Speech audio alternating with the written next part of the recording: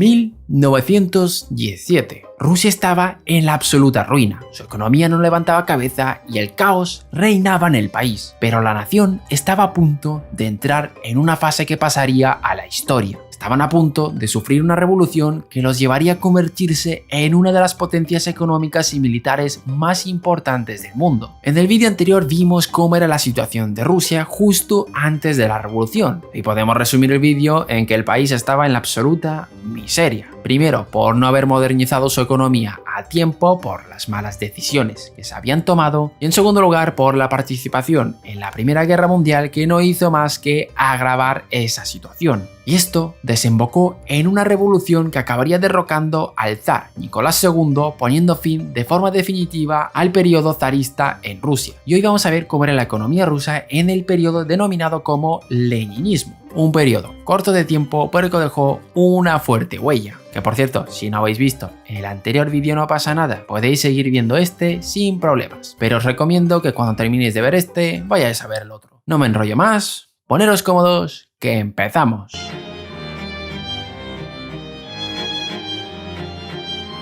Podemos dividir la revolución en dos fases. La revolución de febrero del 17, que desplazó la monarquía y buscó establecer en su lugar una república liberal. Y la revolución de octubre, en la que el partido bolchevique y los soviets obreros, encabezados por Vladimir Lenin, derrocaron al gobierno provisional. Vamos por partes. La Revolución de Febrero fue el resultado del agudo agravamiento de la crisis económica y política en Rusia. Surgió aparentemente de manera espontánea cuando la gente de la capital rusa, Petrogrado, comenzó a manifestarse contra la Primera Guerra Mundial y contra la escasez de alimentos en la ciudad. A medida que crecían las protestas, varios reformistas políticos, tanto liberales como de izquierda radical, comenzaron a coordinar sus actividades. En febrero, las protestas en Petrogrado se volvieron violentas cuando un gran número de residentes de la ciudad se amotinaron y se enfrentaron con la policía y los soldados, seguido por una huelga total. Finalmente, la mayor parte de los soldados acuartelados en Petrogrado se unieron a esas protestas y la gente sublevada ocupó la mayoría de los lugares importantes de la ciudad. Esto llevaría a la abdicación del zar, poniendo punto y final al periodo zarista de Rusia. Pero aún no había ocurrido lo peor, ya que el país estaba a las puertas de una cruel y sangrienta guerra civil. Guerra que empezó con el ascenso de los bolcheviques al poder. Me voy a saltar los detalles de cómo acabaron los bolcheviques en el poder, ya que no es el tema de este vídeo ni tampoco del canal. Lo importante es que empezó una guerra civil.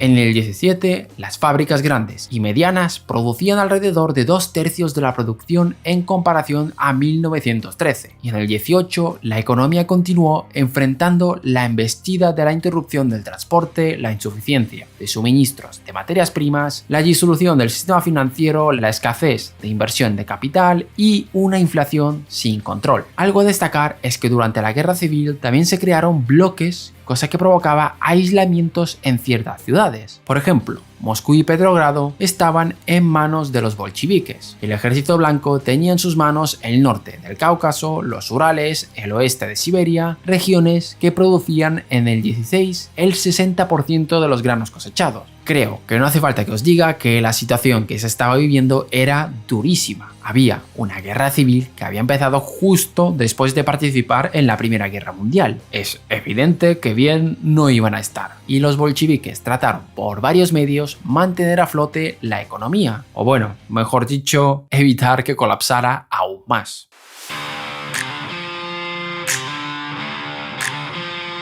En diciembre del 17 se llevó a cabo la nacionalización de los bancos y con la invasión soviética a Ucrania ocurrió la consolidación de la República Soviética de Ucrania. Con la creación del Consejo Superior de Economía, los bolcheviques ejecutaron un plan de nacionalizaciones de las grandes empresas y lograron conciliar con algunos propietarios para que colaboraran en la recuperación del aparato productivo. Sin embargo, la presencia conjunta de comités obreros y la antigua administración duró bastante poco. Cada vez existía una creciente anarquía en las fábricas y urgencias planteadas por la guerra civil. Y hablando de las tierras, se encontraban temporalmente a disposición de las comunas de agricultores con el entendido de que tarde o temprano serían colectivizadas. El derecho a la propiedad privada de inmuebles urbanos fue abolido, así como los derechos a la herencia. Y para 1920 el Estado ya se hacía cargo de empresas que tuviesen más de 10 trabajadores. Y en cuanto al trabajo, este sería obligatorio y estaban prohibidas las huelgas. El comercio interno era ilegal. Solo el comisario de alimentos del gobierno podía comprar y vender mercancías. Mientras tanto, el dinero desapareció al hacerse cargo el Estado tanto de la distribución como de la producción. Y seguramente una cosa de la que muchos hayáis oído hablar es de la hiperinflación que sufrió el país en esa época. Que hay por ahí teorías que decían que Lenin lo hizo a propósito porque decía que la forma de acabar con el capitalismo era envenenando su moneda y no tiene nada que ver con eso. La verdadera razón fue que no quedaba otra opción si se quería financiar esa guerra.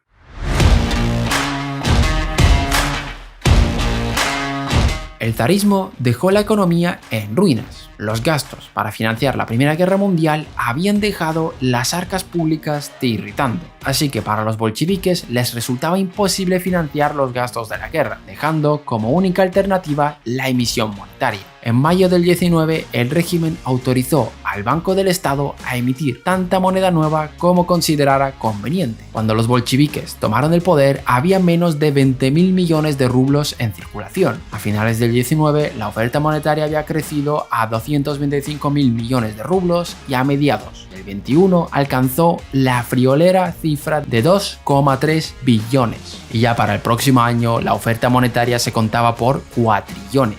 En este panorama, la economía empezó a funcionar a base de trueque y el racionamiento de los recursos. Los funcionarios económicos soviéticos discutieron la implementación de un nuevo dispositivo monetario para facilitar el intercambio de productos, como unidades de trabajo, pero el periodo del comunismo de guerra llegó a su fin en el 21 antes de que se pudiera implementar tal idea. Mientras tanto, tanto la población urbana como rural estaban sufriendo las duras consecuencias de la guerra civil. En el verano del 19 se decretó que los campesinos situados en regiones clave de producción deberían entregar el excedente de los granos cosechados a cambio de bienes manufacturados. Solo los campesinos que hubieran dado el excedente podrían usar los molinos estatales.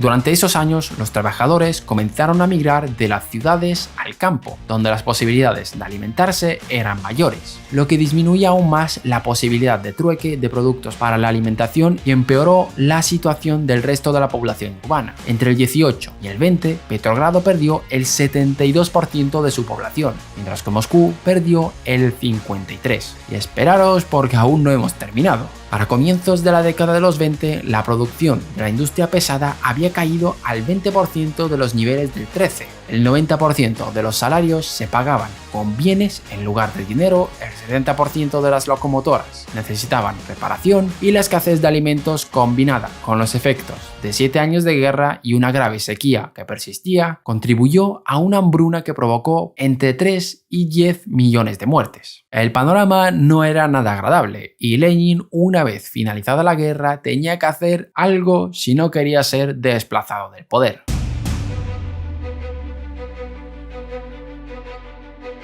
¿Ha sido un error?, se preguntaba Lenin al analizar la política del comunismo de guerra. Bajo el modelo de la planificación central, la economía se había derrumbado. En el país hervía el descontento y la insurrección parecía inminente. Por ahora la revolución lograba sobrevivir, pero a un enorme coste. El invierno de 1920 y 1921 se caracterizó por su extrema dureza y junto al hambre causaron millones de muertos. La guarnición de la fortaleza de Krasnodar, una de las más leales al gobierno revolucionario, se amotinó en marzo del 21. Descontenta con la situación económica y política imperante. La rebelión, aunque abordada, supuso un serio aviso para los bolcheviques, cuyos líderes vieron necesario un cambio de tendencia. Fue por eso que Lenin tuvo que dar un viraje en su modelo económico. El 21 de marzo de 1921, la nueva política económica dio un giro radical a los 4 años anteriores. En palabras de Lenin, la NEP constituía un sistema transitorio y mixto, un obligado paso hacia atrás en el que la economía permanecería bajo la dirección y planificación del Estado, aunque secundada por la iniciativa privada. La idea era reintegrar buena parte de la propiedad a los agricultores, los cuales podrían producir para ellos mismos. De este modo, habría incentivos para subir la producción agrícola. Se autorizó el libre comercio interior, se contrataron técnicos extranjeros y se permitió la propiedad privada de pequeñas y medianas empresas. El Estado mantuvo bajo su control los transportes, el comercio exterior, la banca y las grandes empresas. La NEP consiguió una revitalización de la economía casi milagrosa, especialmente dentro del sector agrícola, donde la producción no paraba de crecer gracias a esos incentivos que dio a los agricultores. Asimismo, incrementó el nivel de vida de la población y permitió implementar un ambicioso plan de mejoras de las infraestructuras y la industria. Pero había otra cuestión que estaba en el aire: ¿cómo arreglamos el problema de la moneda? Porque si os acordáis, estaban en medio de una hiperinflación. Y de esto se encargaría el comisario del pueblo de finanzas, Narconfin. En marzo del 22, Narconfin abandonó el llamado rublo de bienes por una nueva unidad de medida estatal, canjeable en oro, cosa que ayudó a volver a estabilizar la moneda del país.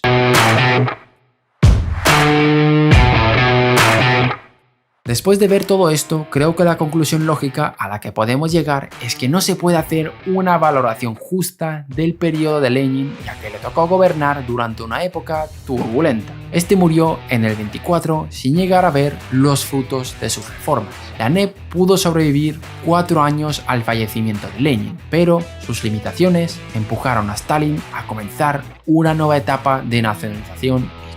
Pero esto será objeto de análisis en el próximo vídeo. Hasta aquí el vídeo de hoy. Dejadme en los comentarios qué os ha parecido el periodo leninista. ¿Creéis que ha mejorado la situación en Rusia? ¿Ha sido positivo? ¿No? Os leemos. Gracias por vernos un día más y nos vemos en el próximo vídeo.